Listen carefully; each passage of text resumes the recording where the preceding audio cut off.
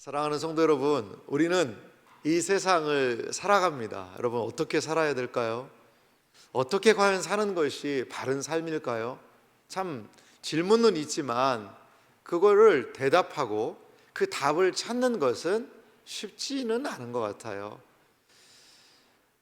크리스찬의 순례의 여정, 철로역정의 이 여정이 이 자리에 모이신 우리 성도님들에게는 어떻게 다가오십니까? 과연 이것이 나와 나의 믿음의 삶과 어떻게 연결되는 이야기가 될 수 있을까요? 크리스찬의 삶의 모습, 그가 만나게 되는 많은 믿음의 여정을 보면 참 이 신앙생활이 쉽지는 않구나라는 것을 절감하게 되는 것 같아요. 그렇습니다. 쉽지 않죠.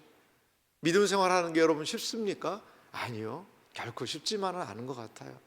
하지만 그 쉽지 않은 그 길, 믿음을 따라가는 그 길에 하나님께서는 분명히 역사하시고 때를 따라 돕는 은혜를 베푸신다는 사실을 여러분 믿으시기 바랍니다. 제가 가끔 드는 비유긴 한데요, 해운대에 가면 거기 수영만 요트 경기장이라고 있어요. 거기 가보면요, 이 개인 거기 뭐 요트도 있고 뭐 회사 배도 있는 것 같아요. 그런데 어떤 요트들은요 육지에 올라와 있는 게 있어요. 육지에. 그래서 이 배는 왜 바다에 안 떠 있고 육지에 이렇게 올라와 있나 그러고 제가 가서 가만히 봤더니요, 거기에 차 앞 딱지가 붙은 거예요. 뭔가 세금을 안 냈든지 뭘 안 내가지고요, 그 바다에다 안 두고 그거를 그냥 쑥 들어 올려서 육지에다가 탁 놓고 그 뭐 딱지를 하나 붙여놨더라고요. 돈 내기 전까지는 이거 바다 못 간다는 거죠. 못 간다는 거예요. 여러분, 어떤 배는요 사람도 태우고 그리고 뭐 거의 뭐 뱃놀이 수준이라 곧 다리 아래에서만 왔다 갔다 하기도 하지만 먼 바다로 가는 배가 있어요. 근데 어떤 배는요 나가지도 못하고 배인데, 똑같은 배인데 육지에 올라붙어 있어요. 여러분, 우리는 과연 어떤 인생을 살아야 될까요? 안전하고 편안하고 안락하고 이것도 정말 좋은 거예요. 하지만 하나님의 뜻을 위해서, 하나님이 기뻐하시는 일을 위해서 때로는 바다로 항해하는 그런 믿음이 좀 필요하지 않을까요? 육지 안전합니다. 뭐 태풍이 와도요 안전합니다. 육지. 하지만 배를 만들어 놓은 이유는 그 육지에 그 정박해 놓으라고, 육지에다 딱 올려 놓으라고 배를 만들진 않지 않았을까요? 우리를 지으신 목적이 있어요. 우리를 통하여 하나님이 이루고자 하시는 뜻이 있지 않을까요? 그 뜻을 발견할 수 있는 우리의 특별 새벽 기도회 되기를 주님의 이름으로 간절히 소망합니다. 여러분, 영원한 게 있어요. 그리고 지나가는 것이 있습니다. 뭐가 영원하고 뭐가 지나가는 걸까요? 이런 말이 있어요. 사람들은 영원한 가치를 추구하기보다 지나가는 것에 마음을 빼앗긴다, 이런 말이 있더라고요. 참 맞는 말인 것 같아요. 영원한 가치를 추구하기보다 그냥 지나가는 것, 단순하지만 지금 여기에서, 아니 뭐 영원은 내가 모르겠고 지금 내 눈앞에 있는 이것을 붙들고 그것을 취하려고 많은 사람들은 살아갑니다. 목사님, 그게 잘못입니까? 잘못은 아니죠. 하지만 기억하세요, 지나가는 것에만 마음을 뺏기면요 결국 지나가는 것밖에 없어요. 하지만 영원한 것에 가치를 두고 살아가면요 그 영원한 것은 뭐라는 거죠? 지나가지 않습니다. 영원히 남는 거예요. 영원히 남는 거죠. 오늘 우리가 살펴볼 철로역정의 이야기를 살펴보면 허영의 시장이라는 곳이 등장을 합니다. 과연 이 허영의 시장, 허영이라는 것이 좀 어려운 단어라면 영어의 뜻을 보니까 이게 헛됨입니다. 헛되다라는 뜻이에요. 헛됨의 시장입니다. 허영이라는 것은 헛됨의 시장이에요. 과연 이 헛됨의 시장에서 어떠한 일이 있었는지를 우리 함께 좀 살펴보기 원합니다. 먼저 철로역정 전체 그림을 한번 보면서 허영의 시장, 이 헛됨의 시장이 어느 정도 위치했는지를 보도록 하겠습니다. 여러분 책자 6쪽에도 지도가 있으니까 한번 보실래요? 멸망의 도시에서 크리스찬이 출발을 하죠. 전도자의 전도를 받고 출발합니다. 낙담의 늪지나 그리고 좁은 문을 거쳐 해석자의 집으로, 십자가 아래에서 그의 모든 인생 죄의 짐이 풀리게 되고요. 그리고 여러 사람들의 모습을 보고 곤고의 산에 올라 아름다운 집에 가서 크리스찬은 말씀을 듣고 은혜를 받고 위로를 받으면서 무장하게 됩니다. 겸손의 골짜기에서 아볼로온과 일전을 벌이게 되고요. 사망의 음침한 골짜기에서 죽음의 고통 가운데서도 끝까지 기도하며 이 모든 상황을 이겨냅니다. 그리고 이 순례의 길에 하나님께서 드디어 신실이라는, faithful, 신실이라는 친구를 붙여주세요. 동역자를. 그래서 신실과 함께 힘들고 어렵지만 이 믿음의 여정을 크리스찬은 걸어갑니다. 그러다가 허망시라고도 하는데요, 그 한 도시, 마을에, 큰 마을에 도착을 합니다. 거기에는 뭐가 있었느냐? 허영의 시장이라는 것이 이 허영시에 있었다라는 겁니다. 여러분, 허영의 시장에서는 과연 무엇을 팔까요? 자, 허영의 시장에서 파는 것들을 우리 함께 좀 살펴보면은요, 벌써 목록이 나왔네요. 조금 이따 목록은 보여주시고요. 이 허영의 시장이라는 것이 거기서 온갖 물건들을 세상에 팝니다. 근데 이 허영의 시장이 생긴 유래가 있어요. 이 허영시라는 그 마을, 그 도시가 생겼는데 왜 여기에 이러한 허영의 시장이라는 장터가 생겼느냐? 철로역정에 보면, 이 책에 의하면 그렇게 이야기를 해요. 약 한 5,000년 전에, 역사가 엄청 깊지 않습니까? 엄청 깊지 않습니까? 이 5,000년 전에 이곳에 시장이 생겼다는 거죠. 근데 왜 생겼느냐? 순례의 여정을 걸어가며 거룩한 성 새 예루살렘으로 가기 위해서는 반드시 이 허망시를 통과를 해야 된다는 거죠. 통과를. 그러니까 순례자들에게 여기를 통과를 해야 돼요. 아니, 그러면 다른 데로 좀 돌아가면 안 되냐? 다른 데로 돌아가는 것은요, 신앙을 포기하는 거예요. 신앙에 대한 배반이에요. 갈 수가 없어요. 반드시 이 길을 통과해야 돼요. 그러니까 마귀가 그것을 딱 파악하고 거기에다가 시장을 개설했다는 거죠. 음모를 꾸민 것입니다. 1년 365일 쉬지 않고 온갖 쓸데없는 상품을 사고 파는 시장을 거기에다가 마귀가 만들어 놨다라는 거죠. 무엇하기 위해? 순례자들을 유혹하기 위해, 순례자들을 넘어뜨리기 위해서 말입니다. 그러면 허영의 시장에서 판매하는 목록들은 과연 무엇이 있을까요?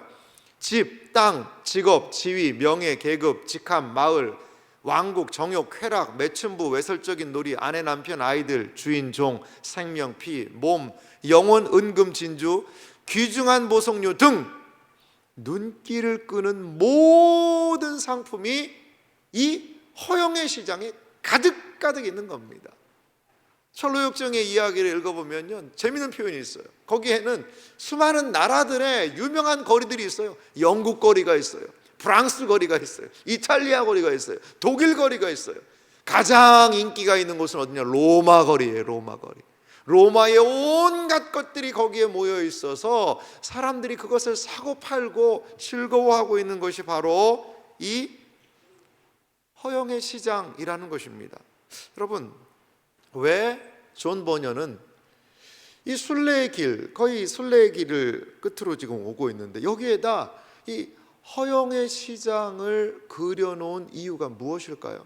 왜, 무엇 때문에 이 허영의 시장에 대해서 이야기를 할까요? 그것은 바로 우리 크리스찬들이, 우리 그리스도인들이 이 세상에서 믿음을 지키기 위해서 반드시 통과해야 되는 것이 바로 이 세상에 헛된 것을 추구하는 것, 헛된 것과의 결별, 거기에서 믿음과 마음을 지키는 것이 정말로 중요하다는 것을 우리에게 보여주고 있는 것입니다. 요한일서 2장 15절 오늘 본문은 이렇게 얘기하죠. 이 세상이나 세상에 있는 것들을 사랑하지 말라. 누구든지 세상을 사랑하면 아버지의 사랑이 그 안에 있지 아니하니. 세상이나 세상에 있는 것은 뭐 하지 말라는 거죠? 사랑하지 말라는 것입니다. 허영의 시장은 세상에 대한 동경, 세상에 대한 사랑을 표출하는 거예요. 여러분, 우리 시대의 허영의 시장은 뭘까요? 사치하고 시장도 있고요, 백화점도 있고요, 온갖 것들이 있는데 요즘에 허영의 시장은요, 요 핸드폰이 아닌가 생각이 들어요. 여기 들어가면요, 세상 별게 다 있다는 것을 우리가 보게 됩니다. 이 안에 보면요, 온갖 별게 다 들어가 있어요. 이 허영의 시장 안에. 여기에 보면요, 우리 자주 하는 것, 그리고 또 뭐가 요즘에 허영의 시장일까 봤더니, 여러분 집에 있는 거 있죠, 이렇게 네모난 거, 이렇게 사람들이 막 움직이는 거, 이렇게 보는 거, TV죠, TV. 요즘 TV가 얼마나 똑똑한지 TV를요, 스마트 TV라고 불러요. 스마트 TV. 이건 뭐죠? 스마트폰이고요. 스마트 TV. 엄청 애들이 똑똑해졌어요. 그래서 뭐 하라고? 어머, 이건 사야 해. 어머, 이건 사야 해. 어머, 이건 사야 해. 우리의 시선을 이끄는 온갖 좋은 거. 어머, 이건 먹어야 돼. TV 방송 틀면 맛있는 거 먹는 거, 저 맛집 어디야 저기? 막 검색해서 찾아서 꼭 거기를 가야 되고, 저 물건 왜 이렇게 싼 거야? 해외여행을 가서도 마찬가지죠. 해외여행에서 빠질 수 없는 게 뭡니까? 쇼핑이죠, 쇼핑. 저는 그럼 쇼핑을 안 하고 싫어하냐? 그건 아닙니다. 그건 아니에요. 그런데 여러분, 그 쇼핑 가서, 해외에 가서, 이런 표현이 그렇습니다. 바리바리라는 표현이죠. 바리바리. 이게 좀 정확한 표현인지는 모르겠어요. 막 물건을 가득 사가지고 옵니다. 그 물건 다 뭐 하고 있어요? 물론 나눠주고 뭐 하고 하지만요, 거의 많이, 저도 그렇게 해서 많이 좀 외국에서 받기도 하고 좀 사기도 했는데 그렇게 잘 안 쓰는 것 같아요. 물론 먹을 것은요, 입에 다 들어가죠. 입에 다 들어가죠. 그런데도 어머, 왜 이렇게 싸 저거? 이게 한국에 가면 얼마인데 말이야? 라고 저도 산 게 있어요. 근데 잘 안 써요. 여기가 싸다는 거죠. 싸다는 건 진리라는 거예요. 착하다는 거예요. 왜 싼 게 착한지 저는 모르겠어요. 그러면서 우리 사회는요, 엄청난 소비를 지금 부추기고 있고요, 소비를 장려하는 사회 아닙니까? 저축하고 아껴서 무엇인가를 하는 것보다 정부에서도요, 소비 진작을 위해서 시간을 줘요. 공휴일을 만들어줘요. 뭐 하라고? 돈 쓰라고. 그래야 이 사회가 돌아간다는 거죠. 장 보드리에라는 사람이 있어요. 그 사람이 프랑스 사회학자인데요, 그 사람이 쓴 책이 뭐냐면 소비의 사회입니다. 소비. 우리 사회를 규정하는 가장 중요한 가치가 뭐냐? 소비라는 거예요. 소비. 그렇습니다. 허영의 시장에서는 온갖 것들을 판매합니다. 그리고 사람들은 그 온갖 것들을 사기 위해 인생을 투자하죠. 돈을 벌어야 되죠. 끌어 모아야 되죠. 그래야 소비하니까요.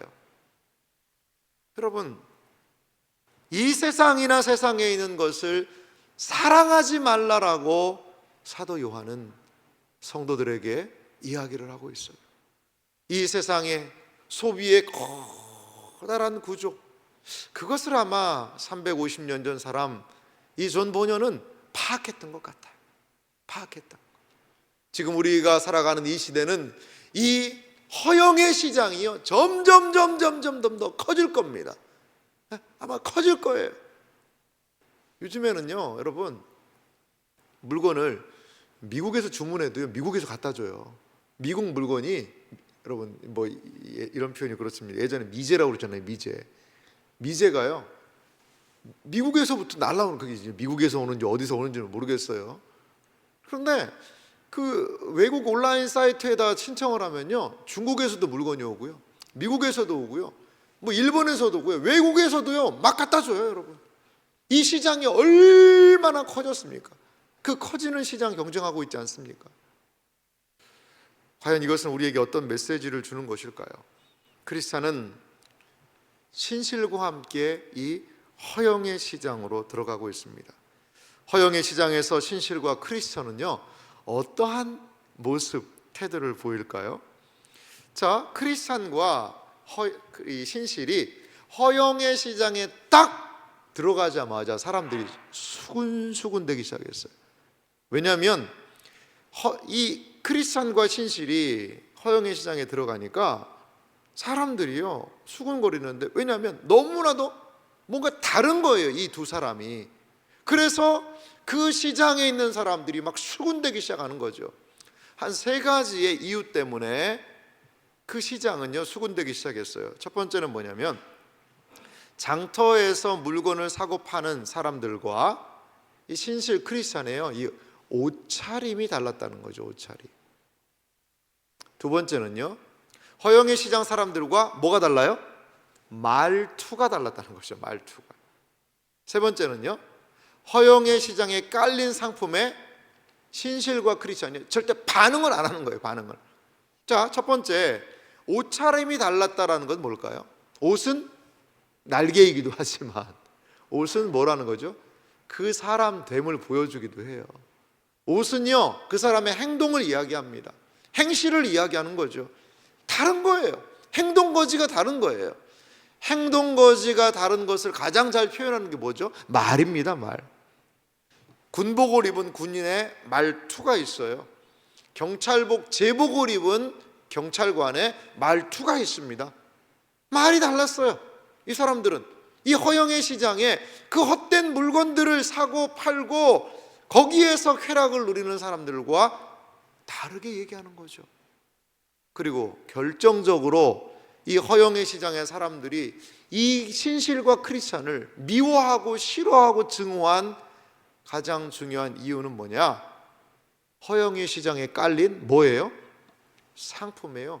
관심을 보이지가 않아요.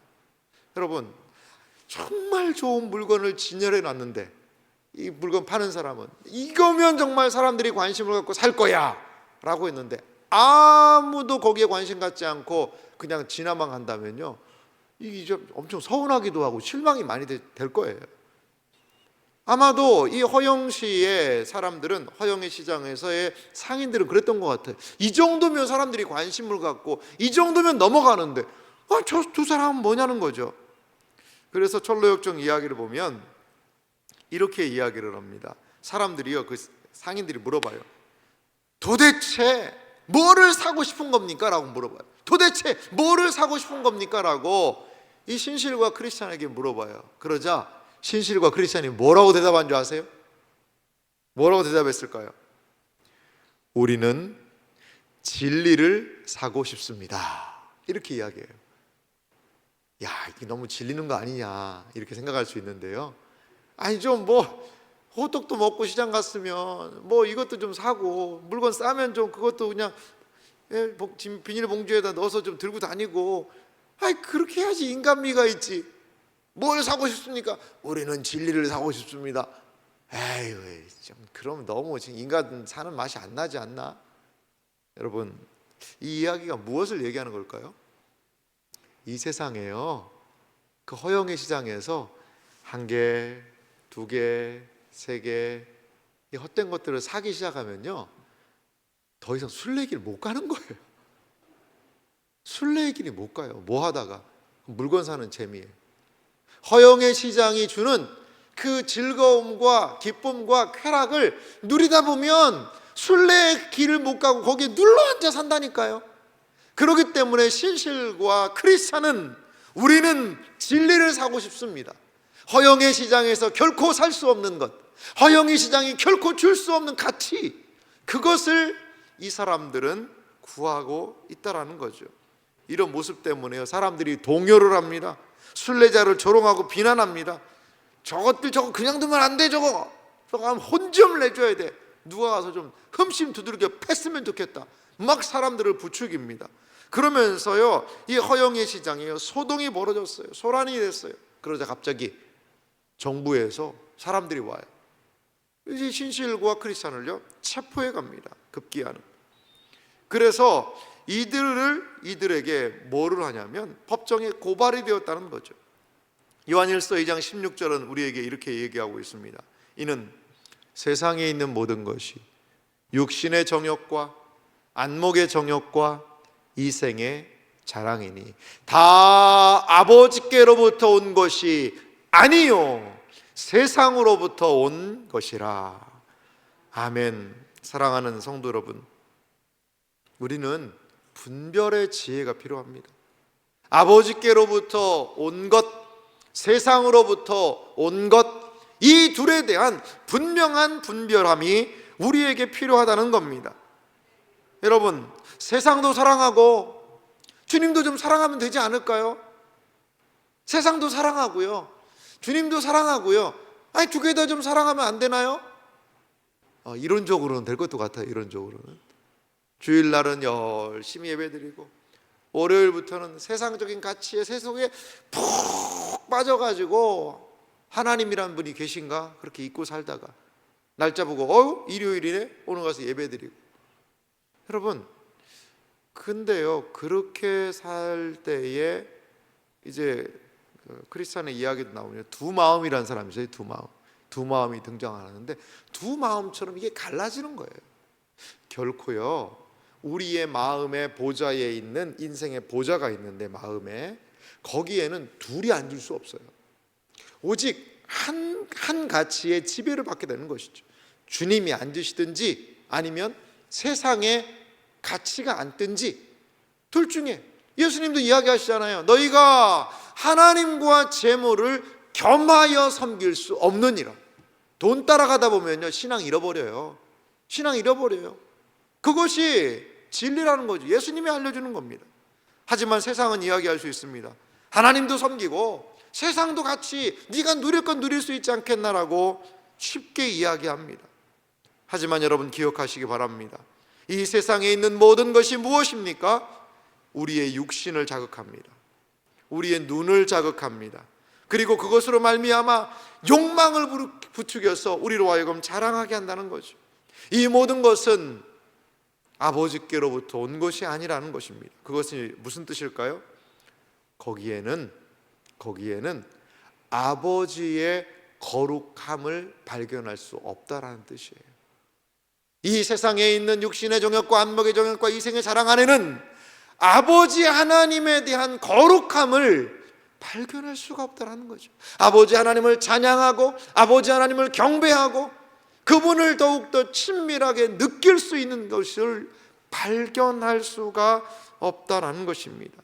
왜냐하면 하나님께 뿌리를 두고 있지 않기 때문에 그래요.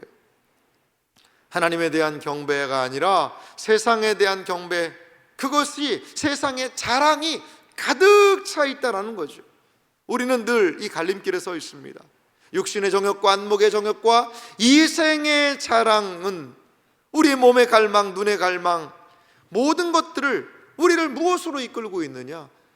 하나님에 대한 경건보다, 하나님에 대한 거룩보다 불경건으로 우리를 이끌고 인도하고 있지는 않나 우리는 생각해 볼 수 있습니다. 이제 크리스찬은, 그리고 신실은 이 허영의 시장에서 법정에 들어서게 되고 이들의 믿음을 보여야 되는 상황에 놓이게 됩니다. 허영의 시장에서 이들은 믿음을 끝까지 지킨 모습을 보여줘요. 이 법정에 대한 그 그림이 있던데요, 제가 한번 좀 가져와 봤습니다. 이런 법정에 서게 됩니다. 크리스찬과 신실의 믿음을 보인 장소가 바로 이 법정이었는데요, 이 법정에 저렇게 털옷같이 입은 사람이, 저게 뭐냐면 재판장입니다. 재판장. 근데 재판장인데 철로역정의 책에 보면 험선대감이다 이렇게 이야기를 합니다. 이게 말이 어렵죠. 이 험선대감이 뭔가. 그래서 영어를 봤더니 로드입니다. 로드, 주라고 부르는데 이제 재판장에 대한 존칭이죠. 뭐냐면 hate good이에요. hate good. hate라는 건 싫어하다는 뜻이거든요. 근데 good, 선. 그러니까 험선, 선을 혐오한다, 싫어한다. 이 사람 재판장의 이름이 뭐냐면 선을 싫어하는 사람이에요. 험선.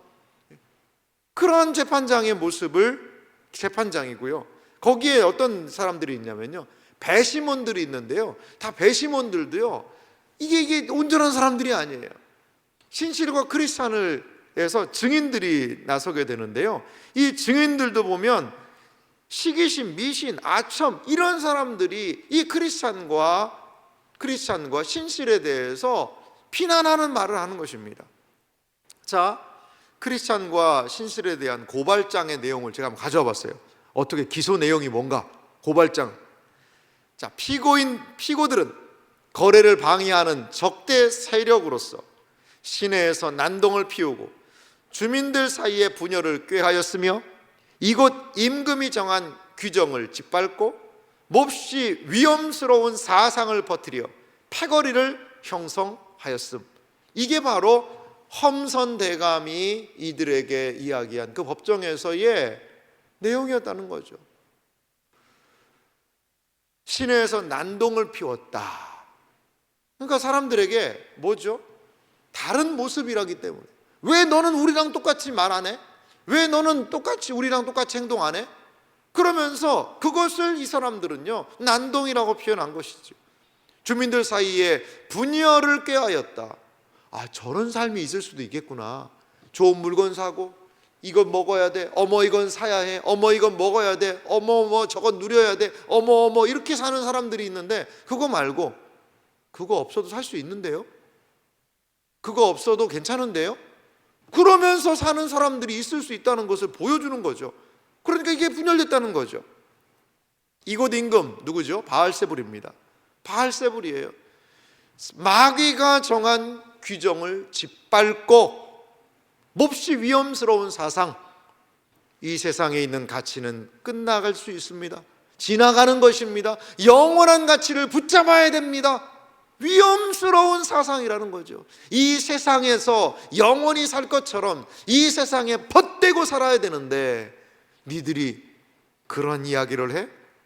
이렇게 신실과 크리스찬을 고발합니다. 신실이 먼저 여러 취조를 당하고 신실을 세워서 온갖 거짓 증인들을 세웁니다. 그리고 재판장은 말하면서 무엇을 얘기하느냐? 이 신실에 대해서 선고를 하기 전에 배심원들에게 명확하게 이야기를 합니다. 우리의 법이 있다. 우리의 법이 있다. 우리의 법이 무엇이냐? 우리의 임금님이 정한 법 중에 하나가 무엇이냐? 임금님의 대변자가 바로 바로왕이라는 왕이 있었는데, 이 믿음을 지킨다는 이 쓸모없는 종족들이 자손이 번성하자 그들의 자녀들을 강에다가 그냥 버렸던 그 과거를 좀 기억해 봐라. 그리고 신상에, 금신상에 절하지 않는다고 버티는 사람들은 어떻게 했는지 기억을 해봐라. 그냥 불 속에다 쳐넣었다. 이게 우리 임금이 원하는 그런 방식이다. 그리고 한 사람 왕만을 섬기지 않고 이상한 거 섬기면 어디에 집어넣는다? 사자굴에 집어넣어 버린다. 이렇게 진실하게 우리 임금님의 법들을 만들어서 지켜왔는데 이들은 그의 모든 법들에 의하면 완전히 범법자들이다 라고 이야기를 합니다. 배심원들은 모여서 최종적인 결정을 했는데 신실에 대한 유죄 판결을 내리게 되죠. 허망의 시가 받아들일 수 없는 가치를 전하고 그 가치로 사람들을 미혹했다라는 것입니다. 결국 신실은 어떻게 되었을까요? 참혹한 죽음을 맞이하게 됩니다. 채찍질, 구타, 칼부림, 돌로 치고 결국에는 그를 불구덩이에 넣고 태웠습니다. 신실은 끝까지 믿음을 지켰지만 이렇게 순교의 길을 걸었습니다. 그런데요, 이 신실과 크리스찬이 허망시, 이 허영의 시장에 들어오기 전에 한 사람을 만났어요. 그게 누구냐면 전도자였거든요. 전도자가 이 허망시에 들어가는 두 사람을 향해 당부한 이야기가 있었거든요. 전도자는 이렇게 이야기를 했었습니다. 거기에 들어가면 원수들이 죽일 작정을 하고 덤벼들 테고 결국 뜻을 이룰지도 모릅니다. 두 분 적어도 어느 한쪽은 믿음을 피로써 입증해 보여야 합니다. 그러나 죽도록 충성하면 하늘나라 임금님께서 생명의 면류관을 주실 것입니다. 사나이답게 당당하게 처신하십시오. 힘겹게 씨름하며 올바른 일을 하는 내내 조금도 흔들리지 말고 하나님께 영혼을 드리십시오. 여러분을 지으신 신실하신 창조주를 잊지 마십시오. 여러분, 전도자는 마치 신실의 순교를 예견이라도 한 듯이 그들에게 당부하게 해요. 사실 신실과 크리스찬이 이 허망의 시장에서 많은 사람들에게 이 조리돌림을 당하는 것과 같은 그 폭력의 상황에서도요, 전도자가 한 이 말을 기억합니다. 창조주를 기억합니다. 믿음의 내용을 붙들고 기억한 것이지요. 신실이 순교하자 하늘에 두 마리 말을 이끄는 수레가요, 신실을 기다리고 있어요. 그리고 마차는 신실을 태우더니 새 예루살렘을 향해 곧장 날아갔다라고 철로역정은 소개를 하고 있습니다. 여러분, 그래요. 이 순례의 여정 끝에 무엇이 있죠? 천성이 기다리고 있어요. 그런데 순례의 여정을 향한요, 무슨 길도 있어요? 고속도로도 있어요. 빨리 가는 길도 있어요. 그게 뭐라고 표현하냐면 바로 순교예요. 순교는 이 순례의 여정을 통과해서 빨리 거룩한 성 새 예루살렘으로 가는 길이라는 거죠. 순교를 두려워하지 않습니다. 왜? 무엇 때문에? 내가 순교하면 주님 앞에 설 수 있다라는 거죠. 그것을 이 신실과 믿음의 사람들은 기억했습니다. 그리스도는 감옥에 갇혀 있었어요. 그런데 하나님의 은혜 가운데 집행이 미뤄졌습니다. 그리고 악한 무리 속에서 벗어나 감옥에서 나오게 됩니다. 그리고 순례의 여정을 계속 가게 되었습니다. 그러면서 크리스찬은 이러한 노래를 하고 있어요. 아름답구나 신실이여, 주님을 충직하게 선포했으니 믿음 없는 이들이 헛된 쾌락을 쫓다가 지옥에서 괴로워 부르짖을 때 그분의 축복을 누리니, 노래하라 신실이여 노래하라, 저들이 그대를 죽였을지라도 도리어 살았으니 그대 이름은 영원히 사라지지 않으리라. 아멘. 이 신실의 하나님에 대한 충성, 세상에 대한 충성이 아니라 하나님에 대한 충성을 기억하며 그리스도는 이 순례의 여정을 걸어가고 있습니다. 그런데요, 이 철로역정의 마지막에 이 신실의 죽음 이후에 놀라운 한 사건을 소개를 합니다. 그것은 무엇이냐면 이 허망시, 이 허영의 시장에서 한 사람이 크리스찬의 뒤를 따라오기 시작하는 거예요. 크리스찬의 뒤를 따라오는 것입니다. 그 사람의 이름이 누구냐? 그 사람은 소망이라는 사람이었어요. 신실이 믿음을 다하고 믿음을 지키며 하나님께 충성하며 순교했어요. 그런데 순교의 자리, 그 광경과 모습을 보면서 무엇이요?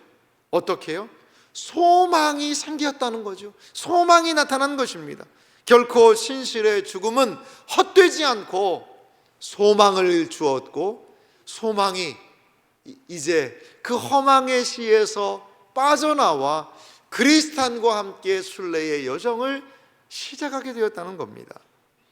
철로역정은 이렇게 소개를 합니다. 이렇게 해서 한 사람이 죽음으로 진리를 선포하자 곧 다른 사람이 그 죄에서 일어나 순례의 길을 가는 내내 크리스천의 동반자가 되었다. 소망은 적절한 때가 되면 허망시에서도 수많은 이들이 뒤따라 새 예루살렘 성을 향해 가게 될 것이라고 크리스찬에게 속삭였다. 사랑하는 성도 여러분, 신실한 믿음이 소망을 태어나게 하는 거죠. 우리의 신실한 믿음이 많은 사람들을 소망의 길로 이끌 수 있다는 사실을 기억하시기 바랍니다. 우리의 믿음은 이 땅에 소망을 생겨나게 합니다. 우리의 믿음의 삶은 이 세상에 참 소망이 무엇인지를 알려주게 되는 거죠. 이 세상의 모든 가치가 사라져갈 때에도 아하, 사라지지 않는 가치가 있구나, 영원한 가치가 있구나, 그것을 바라보고 붙들며 나아가는 사람들이 신실한 믿음을 통하여 일어날 수 있다는 것입니다. 요한일서 2장 17절은 말합니다. 우리 다 같이 한번 읽어볼까요? 함께 같이 읽겠습니다. 이 세상도 그 정욕도 지나가되 오직 하나님의 뜻을 행하는 자는 영원히 거하느니라. 할렐루야. 그렇습니다. 이 세상도 정욕도 지나갑니다. 소망 없음입니다. 하지만 오직 하나님의 뜻을 행하는 자는 영원히 거하느니라. 할렐루야. 여기 안에 소망이 있다라는 거죠. 사랑하는 성도 여러분, 우리의 모든 믿음의 행동들 안에 하나님께서 소망의 씨앗을 이 땅에 뿌리셨으면 좋겠어요. 내가 이렇게 하는 행동이 무슨 의미가 있을까? 세상적인 가치와는 너무나도 상반적인데, 하지만 거기 안에 우리가 소망을 심으면, 거기 안에 믿음을 심고 믿음으로 행동하며 나아가면 세상은 우리의 모습을 보며 거기에서 소망을 발견하게 될 줄 믿습니다. 이러한 주님에 대한 믿음을 가지고 이 세상의 소망을 만들어내는, 이 세상의 소망을 드러내는 복된 생애와 삶이 되시기를 주님의 이름으로 축원합니다.